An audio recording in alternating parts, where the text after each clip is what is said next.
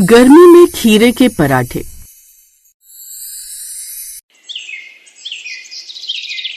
गर्मी में आलू के पराठे मत बनाओ यार, कुछ ठंडा सा हो जाए, मूड ही खराब हो जाता है खाना देखकर। दीदी कुछ हल्का बना दो ना, हर रोज ठंडा क्या बना सकती हूँ, सब्जियां ही खराब हो जाती हैं 2 दिन में। तभी उनके पड़ोसी डॉक्टर वर्मा, जो कि पेशे से एक डॉक्टर थे, उनके घर आते हैं। जब हम गांव में थे ना, तो गर्मी में खीरे के पराठे बनाते थे, ठंडे भी लगते थे और हल्के भी। अरे वाह दादी, आपने बिल्कुल सही कहा, खीरा कूलिंग एजेंट होता है, गर्मी में इसे खाना पेट के लिए भी अच्छा है। सरू एक बार ट्राई करो, मैं तो टेस्ट करने को तैयार हूँ। सरू ने मन ही मन कुछ ठाना। अगले दिन सुबह सुबह जब सब सो रहे थे, वो उठी और बाजार चली गई। खीरे, हरा धनिया, पुदीना, थोड़ा दही, हरी मिर्च, सब कुछ लिया। खीरे को कसती हूँ, पानी निचोड़कर आटा गूंथती हूँ। पहली बार उसने जो पराठा बेलकर तवा पर डाला, उसमें से निकली ठंडी सी खुशबू। खुद सरू मुस्कुराई। दीदी ये क्या बना रही हो? ये तो बड़ा फ्रेश लग रहा है। नया एक्सपेरिमेंट फिर से, चलो खा ही लेते हैं, वैसे भी भूख नहीं है। ये तो मजेदार है और पेट में ठंडक भी लग रही है। उस दिन के बाद खीरे के पराठे घर में हर किसी के पसंदीदा बन गए। लेकिन कहानी यही खत्म नहीं होती।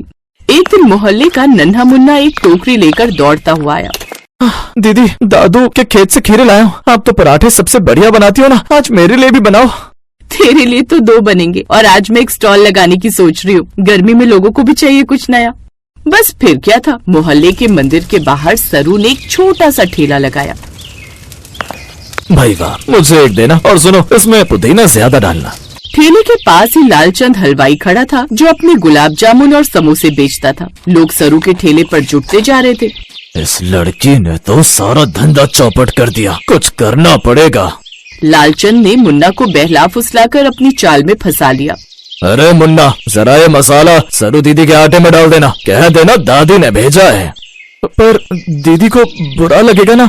ले 50 रुपए, और कल तुझे मलाई कुल्फी भी दूंगा। मुन्ना ने अनजाने में जहर मिला दिया। अगले दिन मेले में सरू का स्टॉल जमा, लेकिन जो पराठे खाकर लोगों का दिल पिघलता था, अब वही उन्हें बीमार करने लगे। अरे पेट में मरोड़े हो रही है, इसमें कुछ गड़बड़ है। सरू दीदी, अरे क्या खिला दिया आपने? मैंने इसे कुछ नहीं किया, मुझसे गलती कैसे हो गई? घर में सभी उदास थे।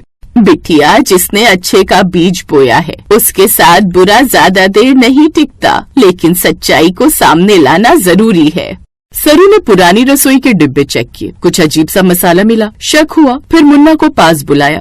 मुन्ना, सच सच बता, तूने कुछ डाला था क्या? दीदी मुझे माफ कर दो, लालचंद काका ने बोला था, मैंने पैसे लिए थे, मुझे नहीं पता था कि ये लोग बीमार हो जाएंगे। लेकिन कहते हैं झूठ चाहे जितनी तेज दौड़े, सच एक दिन पकड़ ही लेता है। अब सरू के पास सच था, बस दुनिया के सामने लाना बाकी था, और उसके लिए चाहिए थी हिम्मत और सबूत। मुन्ना, तुमने जो किया वो बहुत गलत था, लेकिन अब तुम मुझे एक और गलती सुधारने में मदद कर सकते हो। क्या तुम तैयार हो? दीदी मैं सच में शर्मिंदा हूँ, आप कहे तो मैं पुलिस में भी सच बोल दूंगा।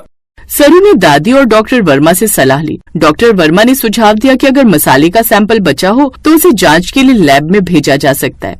सरू बेटा, भरोसे को सिर्फ शब्दों से नहीं, तथ्यों से भी साबित किया जा सकता है। तुम सच्ची हो तो सच्चाई के पास जाना जरूरी है।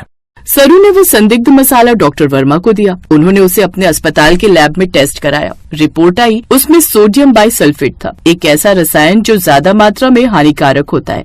देखो सरू, ये सबूत है कि इसमें मिलावट की गई थी। अब ये सच हम सबके सामने लाएंगे। सरू ने दोबारा वही जगह चुनी, वही ठेला, वही खीरे, लेकिन इस बार साथ थी उसकी सच्चाई।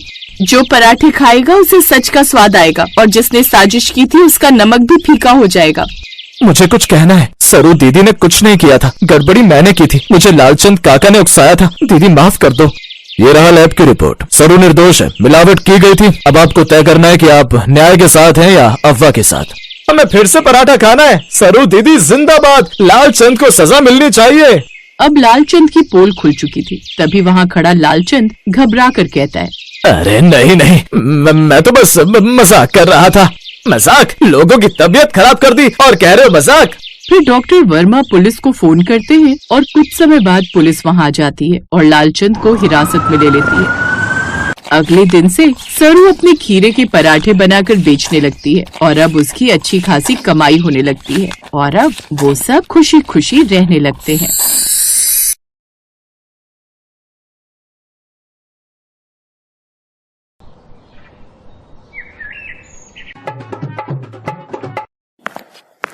चलो भाई, खाने का टाइम हो गया है, सब लोग उठो और खाना वाना खा लो। और दिया, तुम भी जाकर हाथ मुंह धो लो और बाहर आ जाओ, मैं तब तक खाना लगाती हूँ। जी मम्मी जी। और ये दीपक कहाँ चला गया? इसको तो जब देखो बस काम काम और काम। अभी थोड़ी देर पहले कमरे में आए तो थे। अच्छा, हाँ, अपने बैग से लैपटॉप निकालो और फिर बाहर चले गए। पक्का छत पर गया होगा, वहां अपना काम निपटा रहा होगा। बताओ, अपनी शादी की छुट्टी पर है और ये कल मुहे ऑफिस वाले बेचारे को छोड़ ही नहीं रहे। अरे आग लगे ऐसे ऑफिस को। मम्मी जी, अगर ऑफिस को आग लग गई तो फिर ये काम कहाँ करेंगे? ये भी सही है। ये ससुराल में दिया का पहला दिन था। कुछ देर बाद वो अपने पति दीपक के साथ खाना खाने बैठी। खाने में शाही पनीर और रुमाली रोटियां थी, जिन्हें देखकर दिया बहुत खुश हो गई। वाह मम्मी जी, ये रुमाली रोटियां आपने बनाई हैं? अरे नहीं बहू, ये तो शादी में आए हलवाई ने बनाई है। भैया, मुझे नहीं आती ये रुमाली वुमाली। हाँ, थोड़ी मेहनत तो है, पर ये रुमाली रोटी लगती बहुत अच्छी है ना मम्मी जी? हाँ, चलो तुम खाना शुरू करो ना, वरना सब्जी ठंडी हो जाएगी और रोटी भी। सुमित्रा की बात सुनकर दिया खाने पर फोकस करने लगी। फिर अगले दिन, दिया बेटा, अब सारे रिश्तेदार चले गए हैं, अब तुम आज पूरा दिन आराम करो। आज खाना मैं बनाऊंगी, फिर कल तुम्हारी पहली रसोई होगी। ठीक है मम्मी जी, जैसा आप कहें। उस दिन सुमित्रा ने तीनों वक्त बढ़िया बढ़िया खाना बनाया, तीनों टाइम अलग अलग सब्जी, फिर रात को सोने से पहले। सुनिए, मम्मी जी ने आज क्या बढ़िया खाना बनाया था ना? हाँ, मेरी माँ बहुत अच्छा खाना बनाती है। मैं जानता था कि तुम्हें भी उनके हाथ का खाना बहुत अच्छा लगेगा। अरे अच्छा तो लगा, लेकिन उन्होंने मेरी टेंशन भी बढ़ा दी। अरे ऐसा क्यों? अगर मम्मी जी इतना अच्छा खाना बनाती हैं, तो उन्हें तो अपनी बहू से भी बहुत सी उम्मीदें होंगी ना, कि मैं भी उनके जैसा ही बढ़िया खाना बनाऊं। हाँ, तो दिक्कत क्या है? तुम्हें खाना बनाना नहीं आता है क्या? ना, नहीं नहीं, ऐसी बात नहीं है, पर अगर मैं कल अच्छा खाना नहीं बना पाई तो मम्मी जी को कितना बुरा लगेगा। अब कसम से, अगर कल खाना अच्छा नहीं बनाना तो मैं अपने मायके भाग जाऊंगी, फिर आप कुछ दिन बाद मुझे लेने आ जाना। अरे यार, कितना डर रही हो तुम? मुझे तुम पर पूरा भरोसा है। पर आपने तो मेरे हाथ का खाना अब तक खाया भी नहीं। अब हाँ, वो तो है। तुम एक काम करो, फोन से वीडियो देखकर एक दो बढ़िया रेसिपी सीख लो और वही डिश कल बना लेना, ठीक है ना? हाँ, ये अच्छा आइडिया दिया आपने। दीपक अच्छा लड़का था, उसने दिया की परेशानी का बढ़िया उपाय दिया था। थोड़ी देर बाद दीपक और दिया दोनों मोबाइल में बढ़िया बढ़िया डिशेस देखने लगे। और फिर अगले दिन, बहू उठ गई क्या? हाँ मम्मी जी। चलो फिर मेरे साथ, आज तुम्हारी पहली रसोई है ना, तो सबसे पहले चलकर भगवान जी का आशीर्वाद ले लो। हाँ मम्मी जी, चलिए। पूजा करने के बाद दिया रसोई में चली गई और खाना बनाने लगी। तभी उसकी सास सुमित्रा फिर से उसके पास आती है। मैं और तुम्हारे पापा बाहर टीवी देख रहे हैं, तुम्हें कोई भी मदद चाहिए तो मुझे आवाज लगा लेना, ठीक है? देखो, यहाँ इस तरफ सारे मसाले हैं और वहाँ दालें और बाकी सामान, ठीक है ना? जी जी, ठीक है मम्मी जी। सुमित्रा के जाते ही दिया ने अपना माथा पकड़ लिया। दरअसल उसे सारी सब्जियां तो बनानी आती थी, पर रोटी बनाने में उसका हाथ तंग था।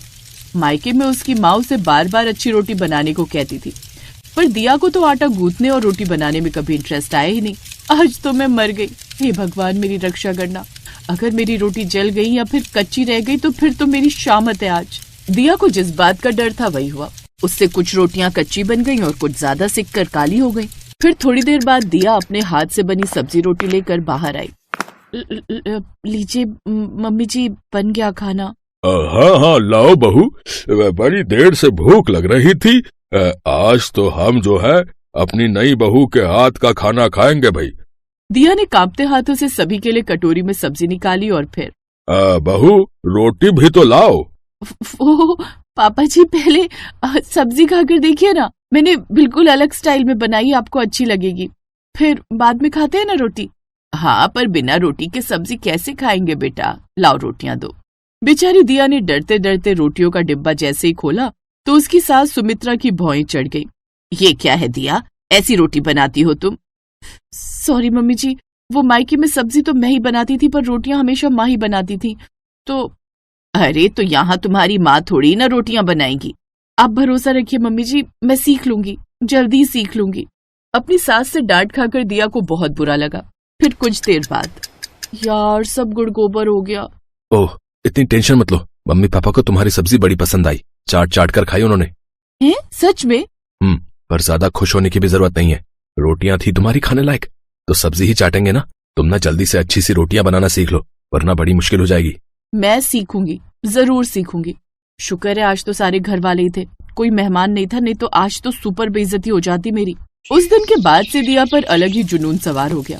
वो जी जान से रोटियां बनाना सीखने लगी। धीरे धीरे उसकी रोटियां फूली हुई और एकदम गोल बनने लगी। लेकिन दिया का जुनून यहीं पर नहीं थमा, बल्कि उसने सादी रोटियों से बढ़कर और भी कई तरह की रोटियों में हाथ आजमाना शुरू कर दिया। और फिर एक दिन, वाह बहू, आज तो रोटियां बड़ी मुलायम है, शाबाश। हाँ, और कितनी पतली भी है, एकदम कागज के जैसी। अपने सास ससुर के मुंह से अपनी तारीफ सुनकर दिया बहुत खुश थी और इस बात से उसका पति दीपक भी बहुत खुश हुआ। फिर अपने कमरे में जाकर, आज तो तुमने कमाल कर दिया भाई, मेरा नाम रोशन कर दिया तुमने, है ना? तो फिर मुझे कोई गिफ्ट दो। तो आज हम दोनों बाहर डिनर करने चलेंगे, ठीक है? फिर डिनर करने के लिए दीपक दिया को एक अच्छे होटल में ले गया। वहां दीपक और दिया बैठकर अपने ऑर्डर का वेट कर रहे थे। तभी दीपक की नजर वहां बैठे एक परिवार पर गई, जिसमें एक सास ससुर और उनके बेटा बहू थे। उन्हें देखकर दीपक थोड़ा असहज हो गया और फिर, क्या हुआ, आप इन्हें जानते हैं क्या? हाँ, ये मेरे सगे ताऊजी और उनका परिवार है। क्या? अरे आपने पहले कभी बताया नहीं। वो बहुत पहले से हम दोनों परिवारों में बात नहीं होती है, किसी बात को लेकर कहा सुनी हो गई थी ना, इसलिए। अरे कुछ भी हो, पर हैं तो आपके बड़े पापा ना। रुको मैं अभी आती हूँ। इतना कहकर दिया झट से उठी और जाकर अपने ताऊ ससुर और ताई सास के पैर छुए। अरे बेटा, कौन हो तुम? नमस्ते बड़े पापा जी, मैं आपकी बहू हूँ, दीपक जी की पत्नी। मेरा नाम दिया है। ये सुनकर हरदेव ने पीछे बैठे दीपक को देखा। दीपक ने भी उन्हें देखकर इशारों में नमस्ते की। अच्छा, तुम दीपक की पत्नी हो? हाँ, मुझे पता चला था कि दीपक की शादी हो गई है। आपको पता था तो फिर आप आए क्यों नहीं? दिया के इस सवाल का जवाब न हरदेव के पास था और न ही दीपक के पास। हकीकत तो ये थी कि दीपक के घर वालों ने हरदेव के परिवार को शादी में बुलाया ही नहीं था। जब तक हरदेव दिया के इस सवाल का जवाब देता, तभी हरदेव का ऑर्डर आ गया। उसने शाही पनीर और रुमाली रोटियां ऑर्डर की थी। अरे वाह बड़े पापा जी, आपको भी रुमाली रोटियां पसंद है क्या? हाँ बेटा, मुझे बहुत अच्छी लगती हैं। तो फिर डन रहा, कल आप सब घर आइए, मैं आपको टेस्टी खाना खिलाऊंगी और साथ में बढ़िया रुमाली रोटियां भी। और हाँ, मेरे लिए कोई अच्छा सा गिफ्ट लेकर जरूर आइएगा। दिया ये बोलकर दीपक के पास आकर बैठ गई। दीपक ने दिया की सारी बातें सुन ली थी, मगर वो उससे कुछ नहीं कह पाया। उधर हरदेव दिया की मासूमियत देखकर मुस्कुरा दिया। अगले दिन सुखदेव के घर की डोरबेल बजी। भाई साहब, आप? सुमित्रा, अरे देखो भाई साहब आए हैं। कई साल बाद अपने बड़े भाई को देखकर सुखदेव की आंखों से खुशी के आंसू निकल पड़े। उधर सुमित्रा भी आंखों में आंसू लिए खड़ी थी और फिर थोड़ी देर बाद खाने की टेबल पर, बड़े पापा जी ये लीजिए, ये दाल मखनी, मटर पनीर और ये रही आपकी रुमाली रोटियां। मैं तो कल से ही इन रोटियों का इंतजार कर रहा था। फिर जैसे ही हरदेव ने रुमाली रोटी का पहला निवाला चखा, भाई वाह, कमाल कर दिया बेटा। मैं तो कम से कम 8 रोटी और खाऊंगा। हाँ, अपने सुक्कड़ ससुर से पूछ ले, इसको एक और रोटी चाहिए या इसी एक में हो जाएगा?